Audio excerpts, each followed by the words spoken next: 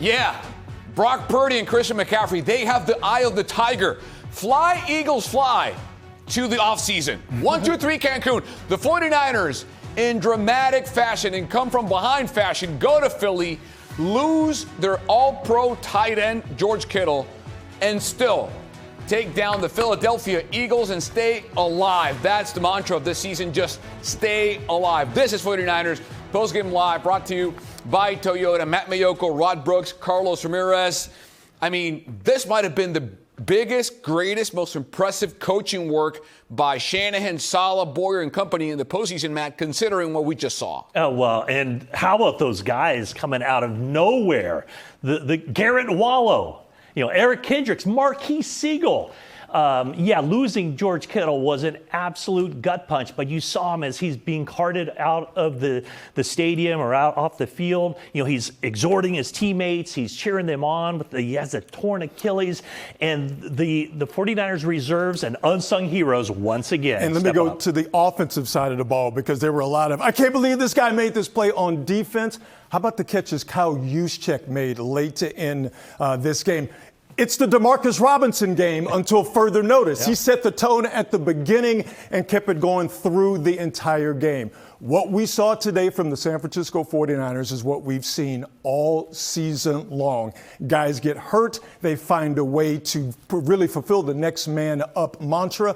And the Niners defense, it was pure bend but don't break today. But that fourth down stop to ice the game for the Eagles, we're going to be talking about that one for ice the game for the Niners against the Eagles, obviously. We're going to be talking about that for a long, long time. Matt, Brock Purdy did not have a good game, yet the standard with which every great quarterback is measured, or at least one of them, is when the game's on the line and the ball's in your hands, can you architect, can you draw, can you concoct a winning drive? And Brock did it today. Yeah, 2 interceptions, both in the second half, not good.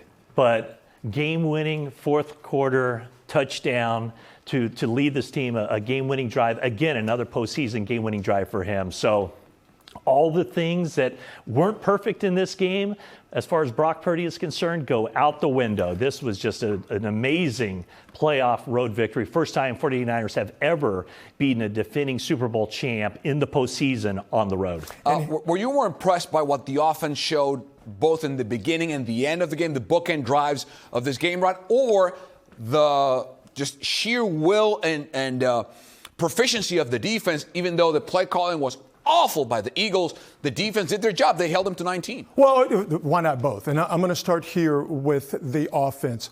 For the Niners offensively, to keep running the ball, even though they did not have the success they wanted to in the first half, for them not to abandon it, maybe because they didn't have to, but for them not to abandon it, I give them a ton of credit. Because like I talked about in the pregame, that's a good Eagles defense, but you could see that they were susceptible to the run. But you got to keep at it. You got to keep chipping at it. So I give the Niners credit for continuing that in the second half. As far as the defense is concerned, again, it's what we talked about in the pregame. You could not objectively look at Philadelphia since they're bye in Week 9 and look at them offensively and go, they're okay. They're a team that would they abandon the run, or when it stops, they have nowhere else to go. They try to throw it on the pass game, and they're just not equipped to do that. And I think with the Niners playing the way they did and also calling timely blitzes and maybe not getting there in the sack, but getting there to move Jalen Hurts off of his spot, absolutely paid dividends. So now the NFC is set. The number 1 seeded Seahawks will host the number 6 seeded 49ers next week. And now the Rams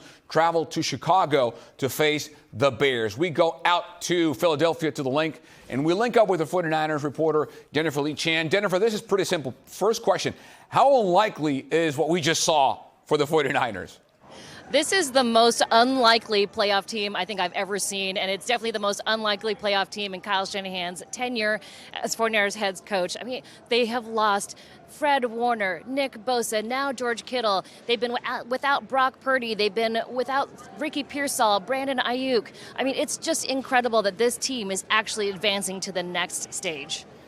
Jennifer, what do you know about George Kittle and the reaction? Because we saw the team get deflated, but then somehow just find the rhythm and come back and win the game. What do you know about George? I mean, that's the story of this season. It has been huge all-star players going down and then finding a way to win. But against all odds. I mean, it sounds like George Kittle it's confirmed that he has torn his Achilles. He'll be out, and it will definitely affect his 2026 season. But this team rallies on. They head up to Seattle now, a very well-known foe. Right behind me, the few Niners fans that are here in the stadium are doing a Let's Go Niners chant. It is unbelievable, this team, and just the spirit. And Brock Purdy, not a great game, like you guys said. 2 interceptions, but the defense, it's a skeleton defense, and you've got guys like Eric Kendricks and Garrett Wallow stepping up, stopping this Eagles offense that is filled with all pros. Just an impressive performance by this team overall.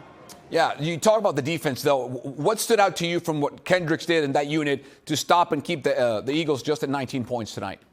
I think it was staying disciplined. Kendricks knows he's a veteran, and same with Garrett Wallow. I think the part about their play is that they're smart.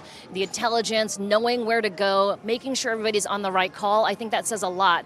Tatum Bethune did a really, really good job, but Eric Kendricks has more experience, and so that veteran experience really showed up on the field today. Garrett Wallow, also not a lot of play this season, but he also has a ton of experience, so that kind of won out. This 49ers defensive line that doesn't get a whole lot of pressure did what they had to do to make sure that the Eagles were stopped. All right, Jennifer Lee Chan live from the Link. Jen, thank you so much. We'll see you next week from Seattle.